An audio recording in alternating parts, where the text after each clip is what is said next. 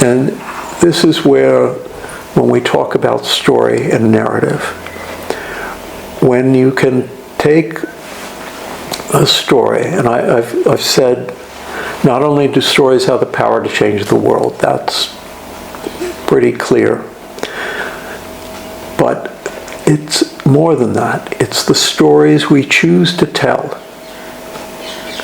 and how we choose to tell them that will determine the future course of civilization, and always has.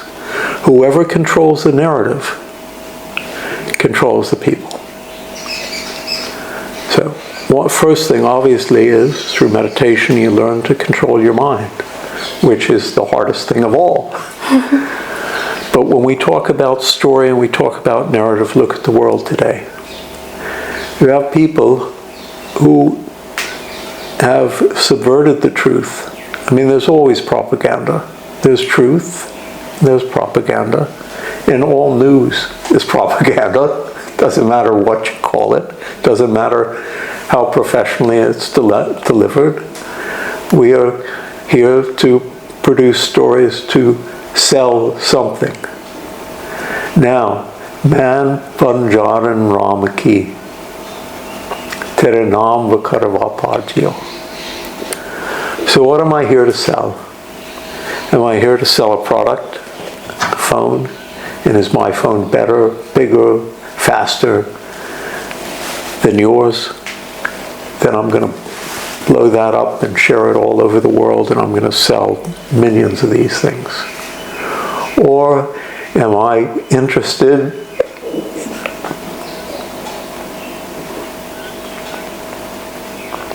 excuse me. It's all right, Uncle. Am I interested in promoting peace and love? And so the stories that I have to tell are not commercial. They're not commercial, they're timeless, they're full of truth, they can be gleaned by a tiny child to an old guy like me.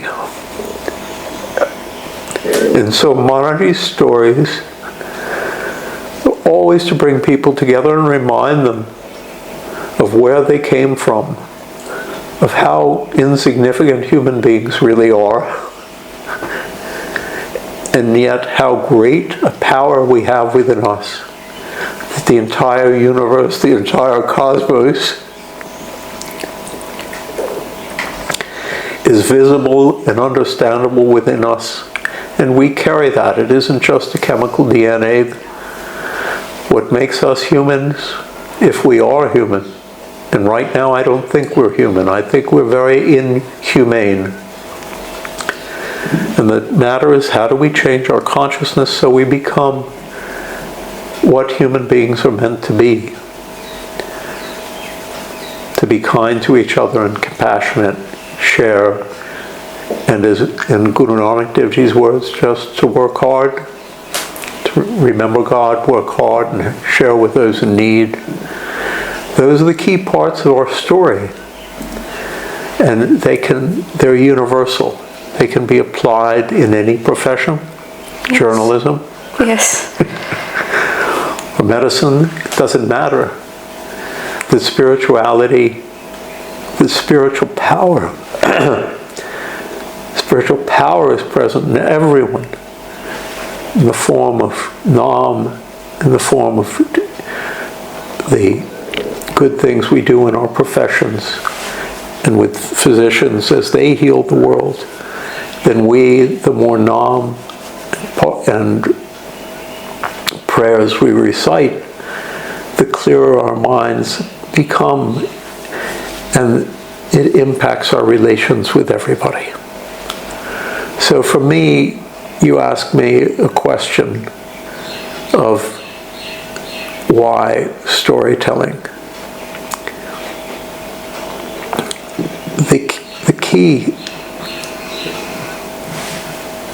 in all traditional societies, I would say, go so far as to say, the way God communicated with his prophets, his messengers, among indigenous people, they always had one person who was attuned. They may have a political leader, but they also had someone who was attuned. And the Tibetans had the Dalai Lama, who was both the political and the spiritual. But in all societies, they had someone who was attuned. And they would hear something, and then they would come out and they'd build a story around it. So you see in all traditional people, they had their stories, and they danced their stories, and their artwork of their stories. And the stories became the life cycle of that community. And everybody who knew those stories and shared those stories were part of that community. And so, for me, there were two paths that came out of that. One is that somebody didn't know my story, they're not part of my community. Somebody had a different story, they're not part of my community. And you can see that my story is much better than yours. Mine's the truth, yours is wrong. We don't like you.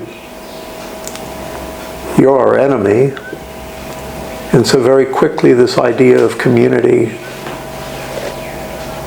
becomes limited. What Maharaj did, what the Gurus taught, Guru Nanak's wonderful message that everyone is part of my community. Sabbe Sanjiva Siddhata. Everybody's part of my community. I see no one as an other. No one's an outsider. Everybody's part of my community because God and that light of God is in everybody. And so how can we share stories which nurture that light in children or adults? And how do we share the narrative and transfer that narrative that it doesn't matter what you call yourself, how you define yourself. There's a core piece of light that's the same, that's in every single being, animate and inanimate. I mean, the scientists, the astrophysicists, everybody, it's the same light that came, whether they call it the Big Bang or whatever, the same light that came out that still radiates throughout the universe today, and it's every living and inanimate thing has the same light in it.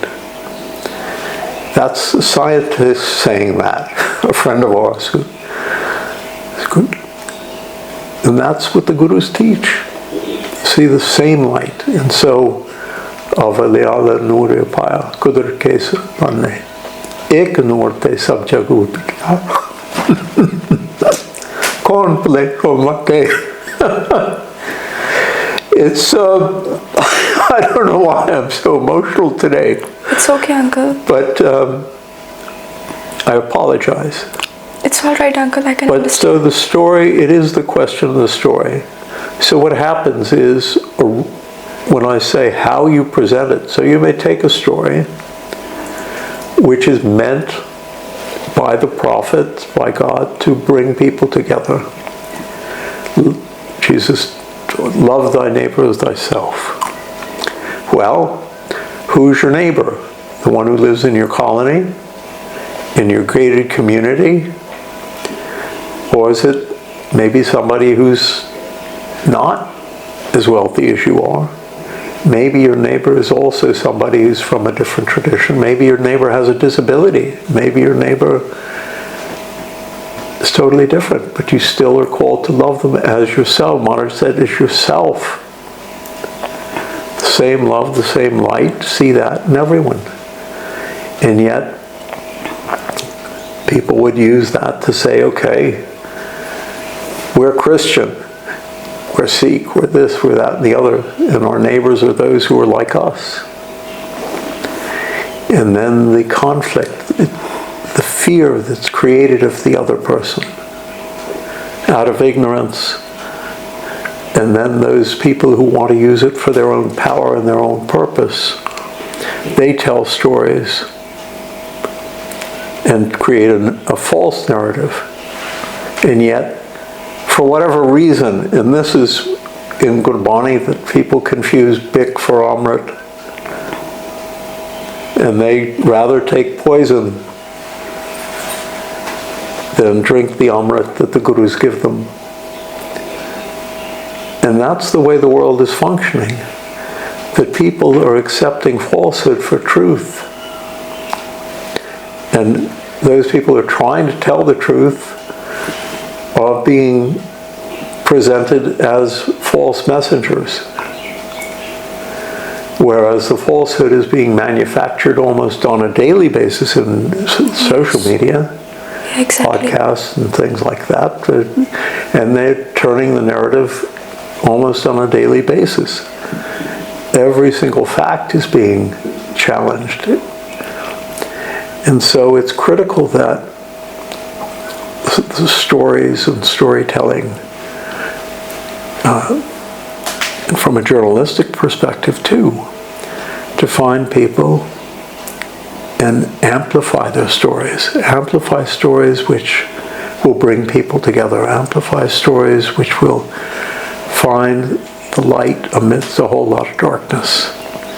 Because the darkness, as long as we cultivate and nurture the light, the darkness can't touch us. It can shake us. I mean, it does. I mean, it's not that it can't. But almost I sometimes imagine that there are, it's one giant game, it's one giant play. Gobind Sadan, he called it tamasha, kotak, whatever. And everyone is a player. Someone gets a role of a villain, someone gets a role of a hero, someone gets a role in his play. But what happens is, at times we forget that the soul of the person is one with us.